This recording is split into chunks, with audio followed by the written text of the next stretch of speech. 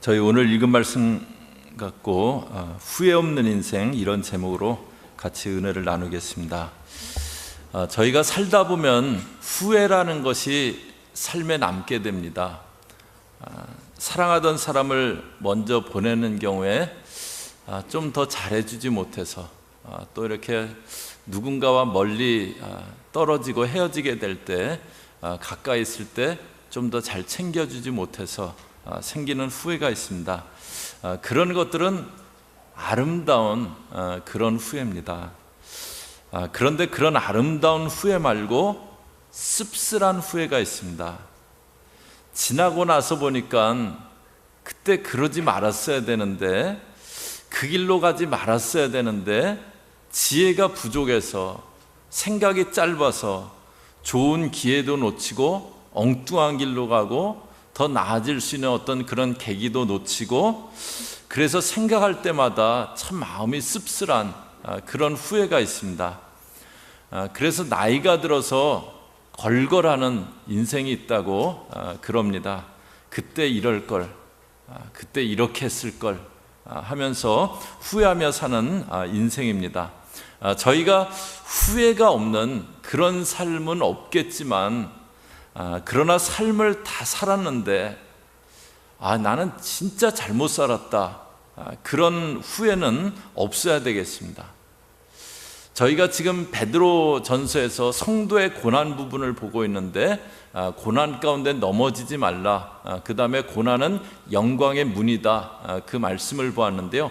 오늘은 베드로 사도가 성도의 고난, 그런데 거기에 유익이 있다는 것을 얘기하면서 저희가 후회하지 않는 그런 삶이 되기 위해서 어떻게 해야 될 건가, 그것을 말해줍니다. 그런 삶을 살기 위해서 저희가 구분해야 될 게 있는데요. 오늘 말씀에 보면은 지나간 때가 나오고 또 남은 때라는 그런 표현이 나옵니다. 2절 뒷부분에 보면 육체의 남은 때, 3절에는 뒷부분에 지나간 때, 이런 표현이 나와요. 지나간 때가 있고 남은 때가 있습니다. 후회는 지나간 것에 대해서 생기지 앞날에 대해서 후회가 땡겨서 이렇게 생기거나 그러진 않잖아요. 또 지나간 시간, 지나간 일에 대해서 후회한다고 그게 돌려지진 않습니다.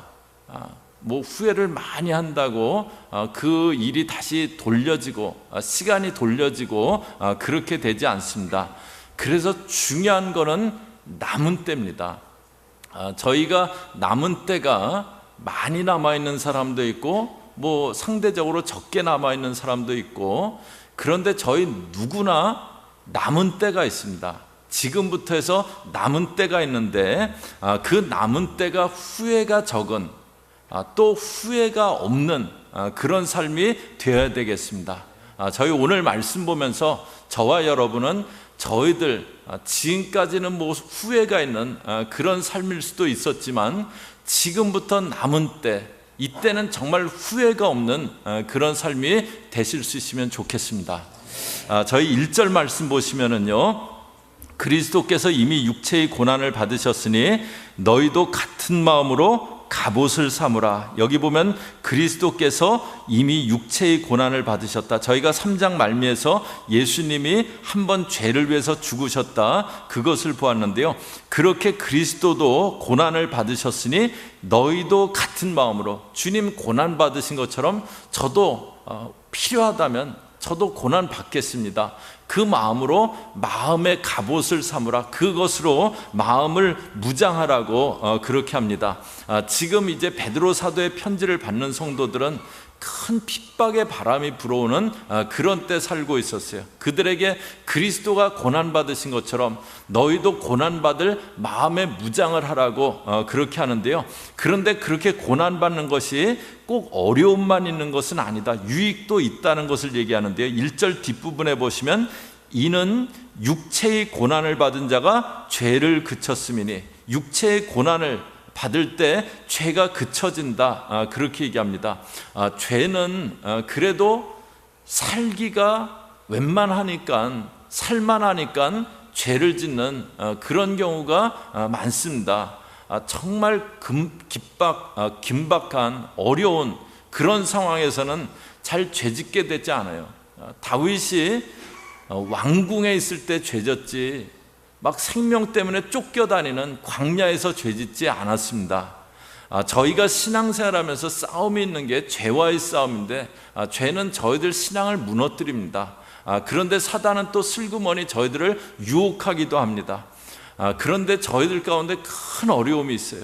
그럴 때 힘들긴 하지만 죄 가운데 들어가지는 않게 됩니다. 그래서 2절 보시면은 그 후로는 다시 사람의 정욕을 좇지 않고 오직 하나님의 뜻을 좇아 육체의 남은 때를 살게 하려 함이라.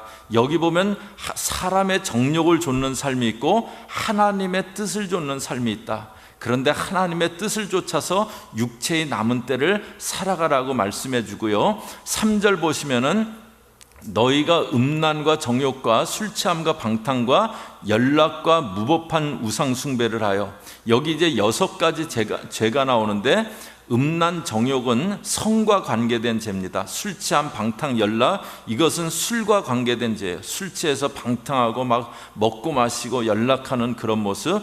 또 무법한 우상 숭배, 이 당시 우상 숭배는요 꼭 술과 섹스가 연관되어 있었습니다.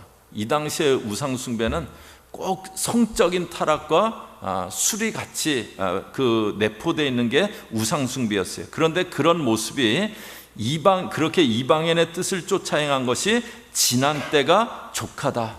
정욕을 쫓아 살던 것은 이전에 있었던 것으로 충분하다고 그렇게 합니다.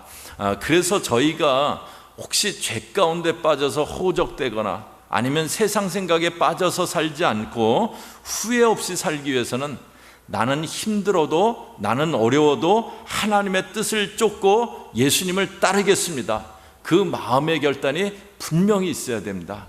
나는 편하고 죄짓고 사는 그런 길보다는 힘들고 어려워도 하나님의 뜻을 따라서 사는 그 길을 택하겠습니다, 그 마음이 분명해야 됩니다.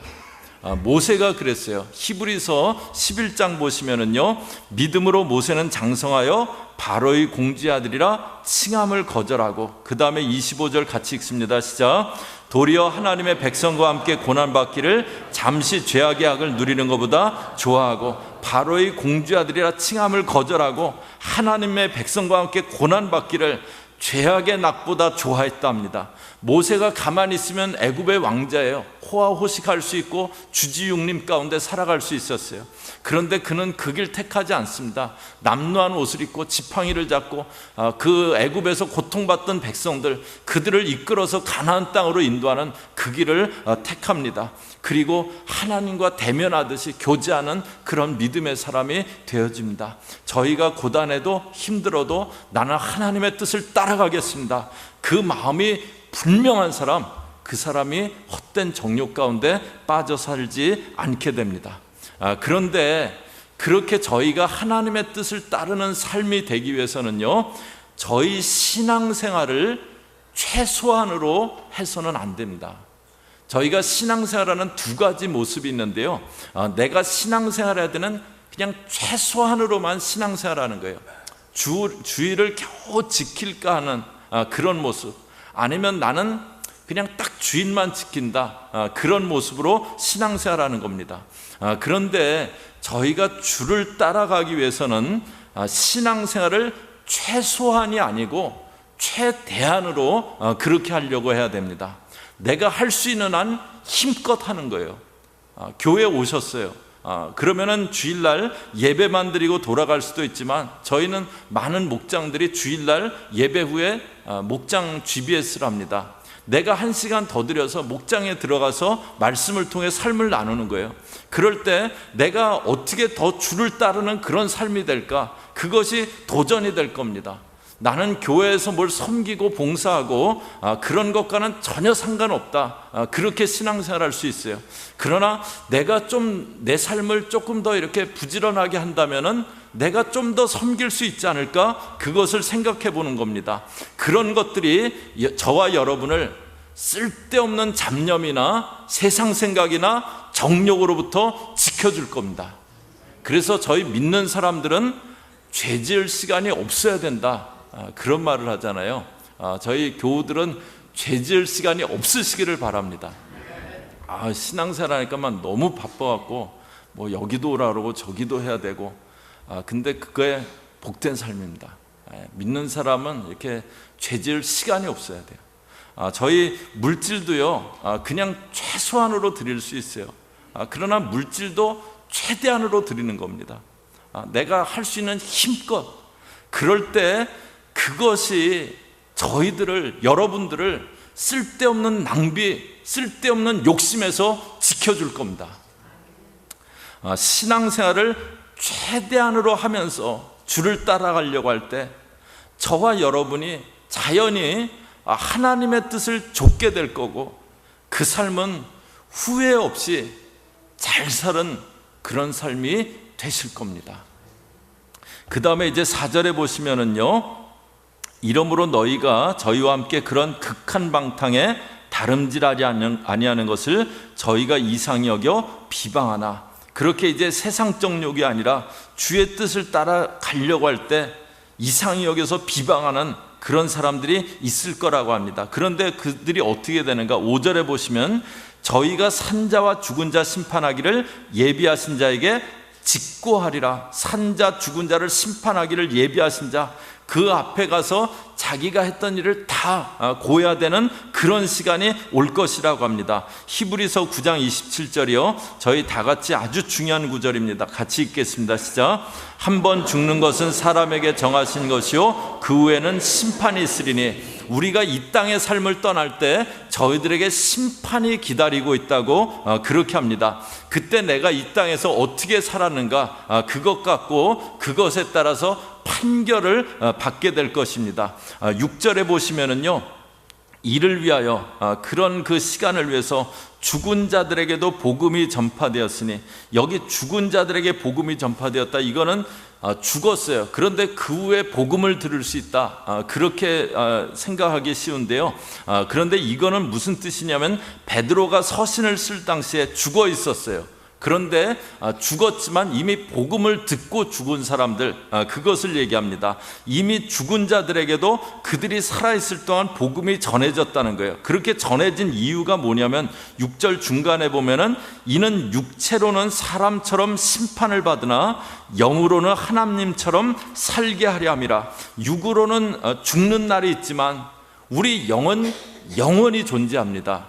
그때 하나님과 함께하는 영벌이 아닌 영생의 삶을 살기 위해서 복음이 전해졌다는 거예요. 저희가 이 땅 살면서 때로 좀 후회할 만한 그런 일이 있을 수 있습니다. 그런데 이 땅을 떠나서, 저와 여러분이 이 땅을 떠나서 주님 앞에 섰을 때, 그때는 정말 후회가 없어야 됩니다.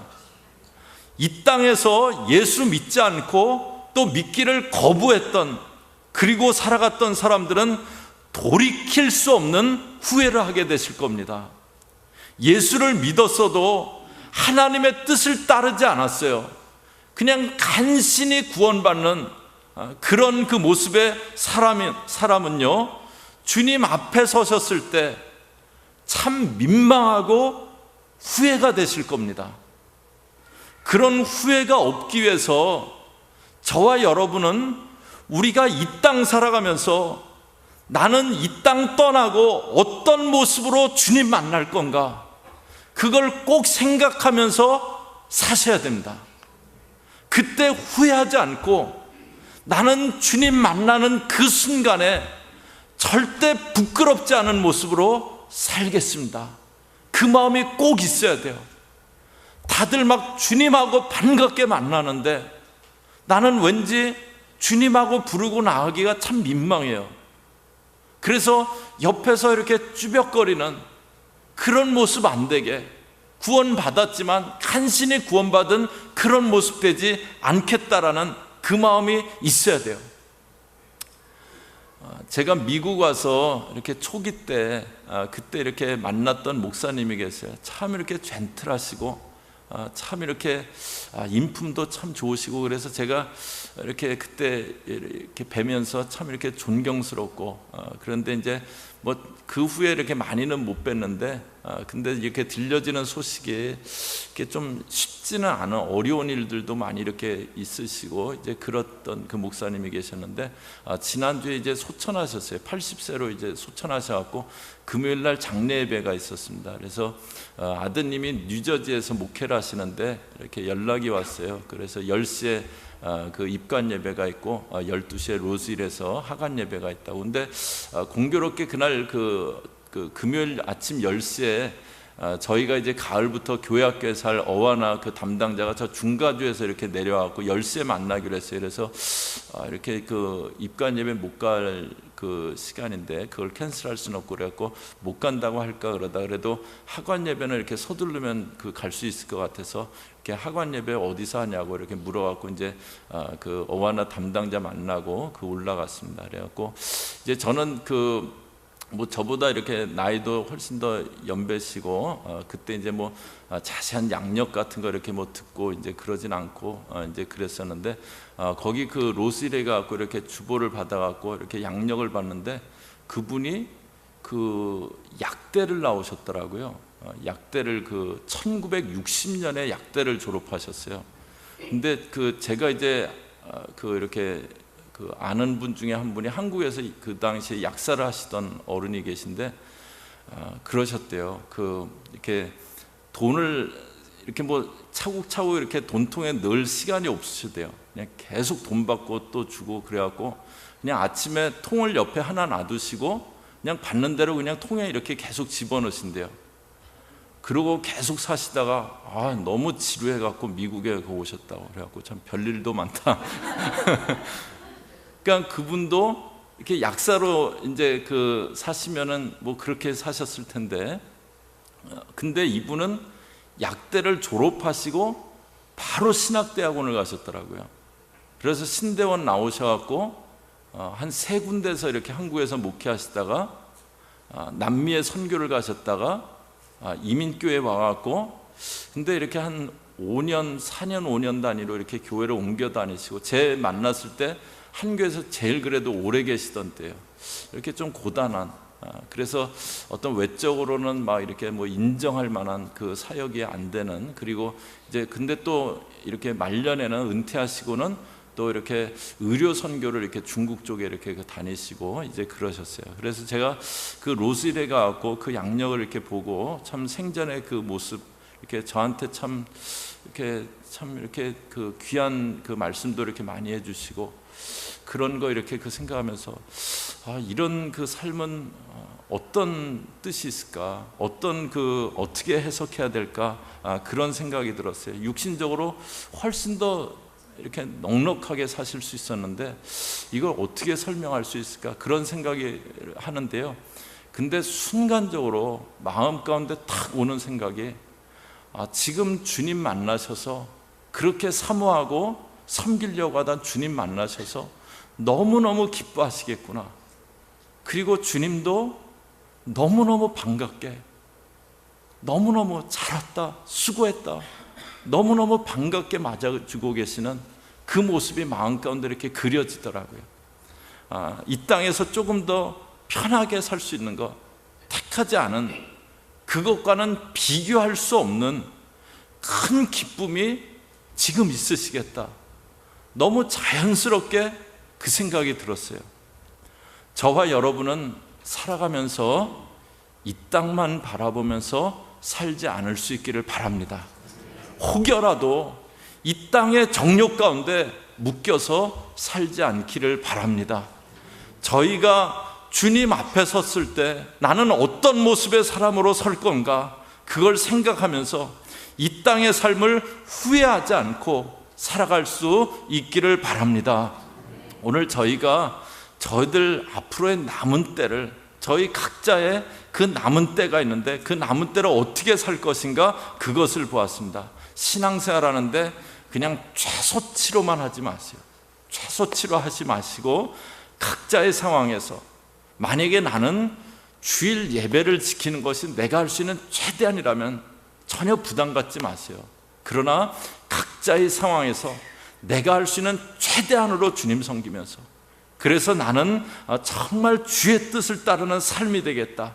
그렇게 살아가시기 바랍니다. 내가 주 앞에 어떤 모습으로 설 건가 생각하면서 그 순간 바라보면서 살아가십시오. 그래서 육신의 남은 날이 절대 후회스럽지 않은 그런 저희 교우들 다 되시기를 주의 이름으로 축복합니다.